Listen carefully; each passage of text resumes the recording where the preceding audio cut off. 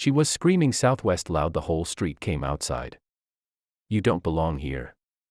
Get your things and leave before we drag you out.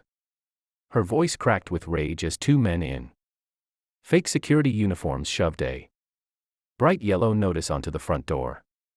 My wife stood there holding the paper, confused but trying to stay calm.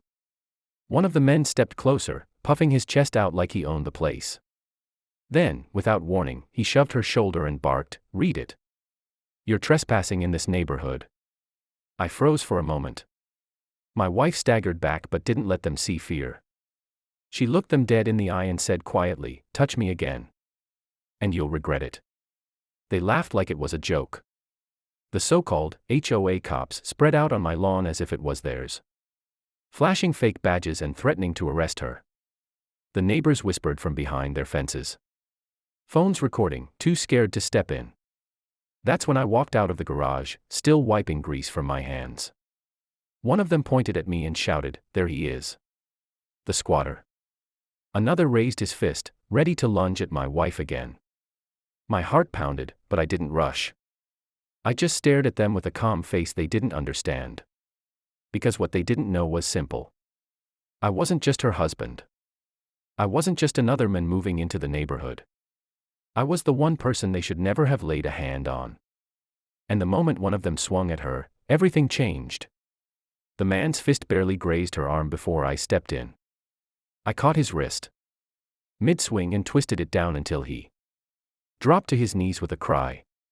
His partner rushed forward, shouting, "Let her go or we'll arrest you right now." I almost laughed. Arrest me? On my own driveway? With fake badges from an online store? My wife stood behind me, her hand on her shoulder, eyes burning with anger but steady. "Sir, you're resisting HOA authority," the second one barked, trying to sound official. That was when the neighbors gasped. Because everyone could see what I already knew, those weren't real officers. Their plastic badges gleamed under the sun like cheap toys. I leaned close to the men on the ground, my voice calm but heavy. "You just made the biggest mistake of your life." He tried to squirm free, but I tightened my grip, forcing him to cry out again. The other one reached for something on his belt. A fake radio, maybe pepper spray, but I didn't flinch. That's when my wife whispered, loud enough for the crowd to hear, "Tell them who you are." The second man froze. The neighbors leaned in closer. Phones pointed at me, recording every second. The tension was so sharp you could feel it cut the air. I looked at my wife, then at the trembling man under my hand. And finally at the other fake cop. "HOA rules don't scare me," I said slowly. "Because I don't answer to men who pretend to be soldiers. I was a Navy SEAL. And you just attacked my wife." The entire street went silent. The silence didn't last long. The second fake cop's face turned pale, but his pride wouldn't let him back down. He puffed his chest and barked, "You're lying. We run this neighborhood. If you don't leave now, you'll regret it." He tried to sound confident, but his voice cracked, and the neighbors caught it. Some even laughed under their breath, phones still rolling. The man pinned under my grip groaned, "Let me go. You don't know who you're messing with." His words only made me press harder until he squealed. I leaned closer, speaking low but sharp. "I spent years in places where men like you wouldn't last a day. And trust me, I know exactly who I'm dealing with. A fraud." My wife stepped forward, holding up the yellow paper they'd slammed onto our door. "This isn't even legal," she said, her voice cutting through the crowd. "You forged a notice, broke into our property, and put your hands on me. That's assault." She turned, showing the notice to the neighbors. Murmurs rippled through the crowd. The second man's hand hovered over his fake radio again. But now his fingers shook. "Call backup," he muttered into it, pretending someone on the other end was listening. The crowd laughed. One man shouted, "Back up." "From where?" "Party City." The tension broke into chuckles. And the fake authority crumbled right there in front of everyone. But before I could drag the pinned man off my driveway, a black SUV rolled slowly to a stop at the corner. The windows were tinted, and the engine kept running. My gut tightened. My wife caught my eyes. This wasn't over, it was just the beginning. Karen froze, her smug grin melting away in front of everyone. The words hit harder than any punch. What do you mean? She stammered, her grip tightening on the clipboard.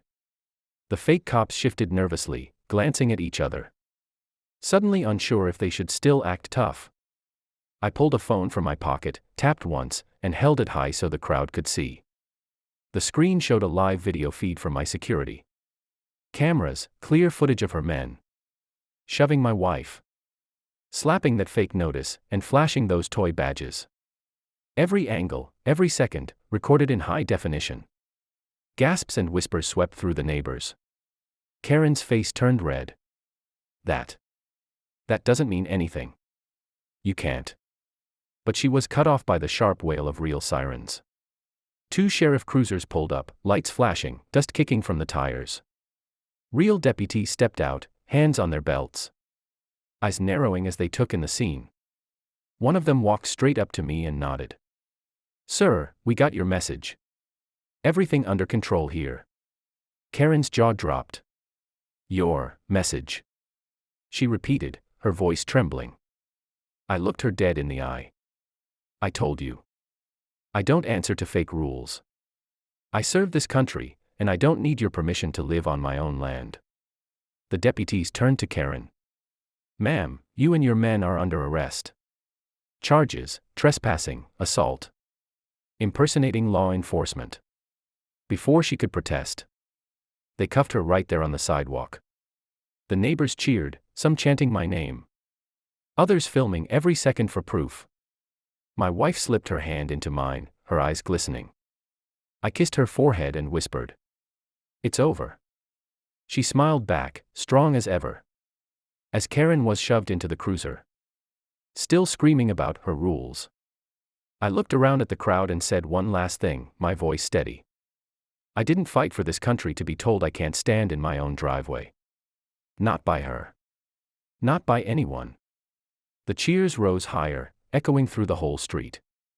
Justice wasn't just served, it was witnessed.